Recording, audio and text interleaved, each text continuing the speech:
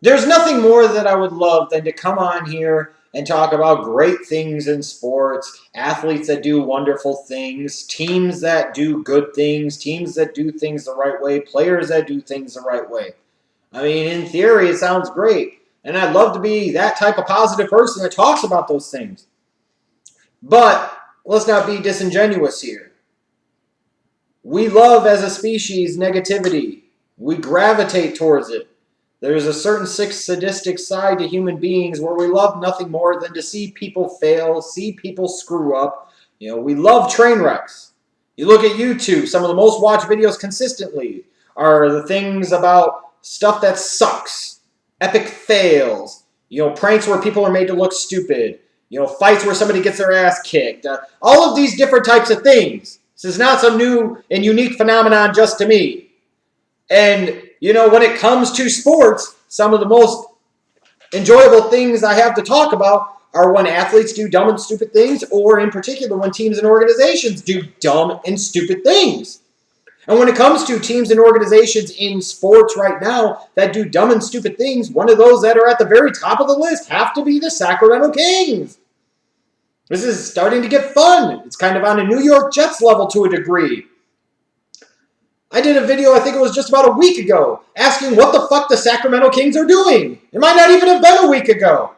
And I was assuming, maybe that's it. I just said my one piece, talked about how dumb and stupid and crappy they are as an organization, how poorly they're run, and everybody established it, and that's it. But lo and behold, wouldn't you know that just a couple of days later, the Sacramento Kings do something that takes them to a whole nother astounding level of stupidity that leaves me again asking seriously, what the fuck are the Sacramento Kings doing? Now, it's bad enough they're on like their 8th head coach in 9 seasons. It's bad enough that they've had numerous failed draft picks, and in particular, top 10 draft picks over the recent years. It's bad enough that this is a bad team that is getting ready to go into a new arena soon, that clearly needs to enter into a full and total rebuild mold, that instead has decided to bring in somebody like a George Karl to be the guy. A George Karl who is desperate to win now, that is smacking square in the face of the exact opposite of everything that the Sacramento Kings need to be about. A George Karl with a history of rubbing people in organizations and front offices the wrong way. A George Karl who has a history of rubbing players, and in particular star players, the wrong way. We decide that the best person to have coach a DeMarcus Cousins, a guy who could bring his own set of difficulties and his own kind of surliness to the table, is to bring somebody like George Karl in.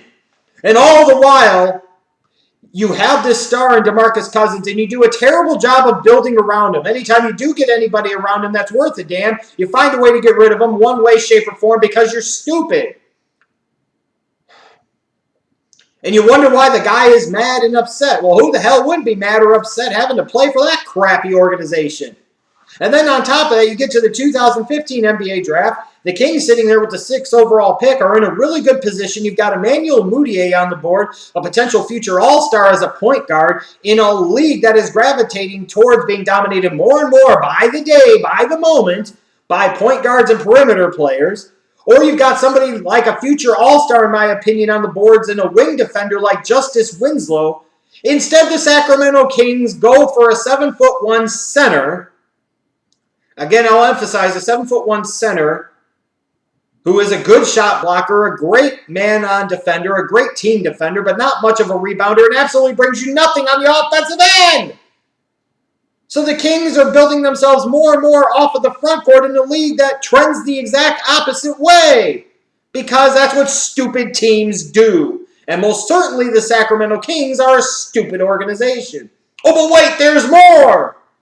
Then you get the news yesterday that the Sacramento Kings have traded Jason Thompson, a former first-round pick, a nice role player like Carl Landry, their first-round pick from last year, Nick Stauskas, and then wait, there's more. A future protected first-round pick and the rights to swap 2 future first-round picks to the Philadelphia 76ers for 2 draft and stash second-rounders from this year's draft and cap space. And cap space. So let me get this straight.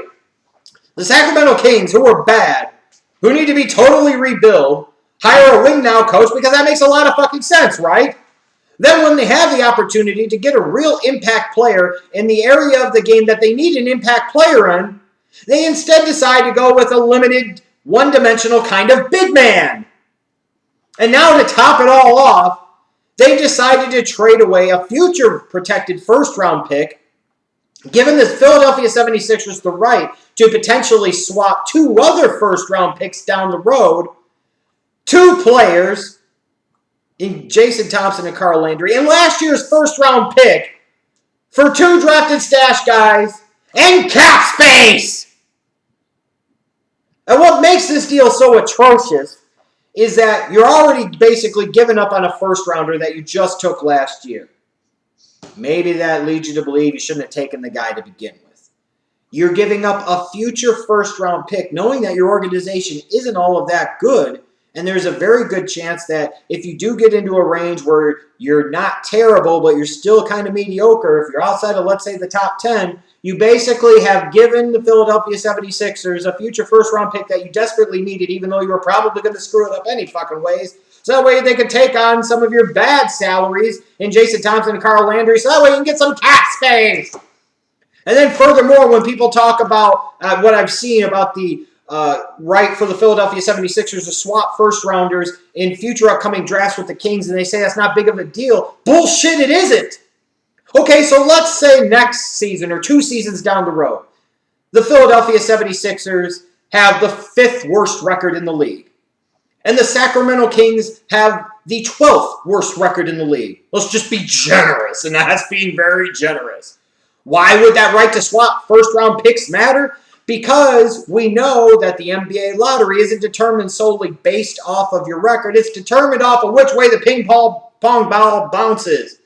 And we know that there is always a chance that somebody that didn't have one of the worst 3 records in the league could end up getting one of those first 3 picks. So if you're the Philadelphia 76ers and sitting at pick 5, the Sacramento Kings have the 12th worst record, but all of a sudden the ping pong ball goes the right way and they end up with the second overall pick, let's say, or the 3rd overall pick. Now the Sixers can go from having the 5th pick to having the 2nd or 3rd or perhaps even 1st overall pick in 2 future drafts. Who the fuck does this? And it's not just that they gave away a future first-round pick, the first-round pick from last year, and potentially 2 other first-round picks down the road, at least in terms of the positioning on the draft board. It was the fact that they did it all for the reason of trying to create salary cap space. And mind you, not cap space to sit there and go out and sign a big-time number 2 type of star, a big-time difference maker. No, that just wouldn't be the Sacramento Kings. The Sacramento Kings are trying to clear cap space so that way they could perhaps end up with 2 of the following 3 names: Rajon, Rondo, Monta Ellis, or Wesley Matthews. Rajon, Rondo, Monta Ellis, or Wesley Matthews. You're giving up a future first-round pick, your first-round pick from this past season, potentially giving the right for the Sixers to swap you for 2 future first-rounders, 2 other role players on your team, in order to be able to go sign a fucking head case like Rajon Rondo, whose skills have deteriorated and frankly has been a bit of an overrated player for years.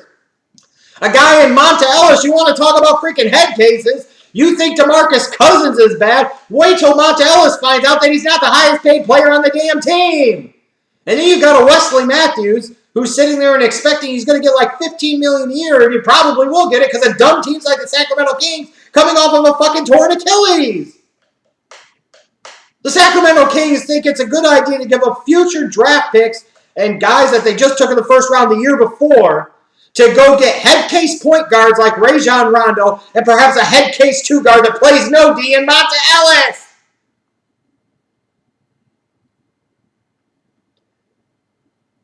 If you're going to be bad, then just be bad and at least try to rebuild yourself through the draft. Get people that actually know what the fuck they're doing. This whole organization, Vivek the owner, Vlade the general manager, George Karl the head coach. What a fucking joke. What a disgrace and a half. You seriously think that bringing Rajon, Rondo, and Monta Ellis in to play alongside DeMarcus Cousins is a good fucking idea with the team being coached by George Karl? You want to talk about the ultimate Wizinator piss contest? Well, here you fucking go. Because, yeah, that's going to draw a bunch of Kings fans to your new crappy arena, right? Seriously. The Sacramento Kings are creating cap space to sign guys potentially like Rajon Rondo, Monta Ellis, or Wesley Matthews. Also, that way they can play alongside DeMarcus Cousins and can all be coached by George Karl.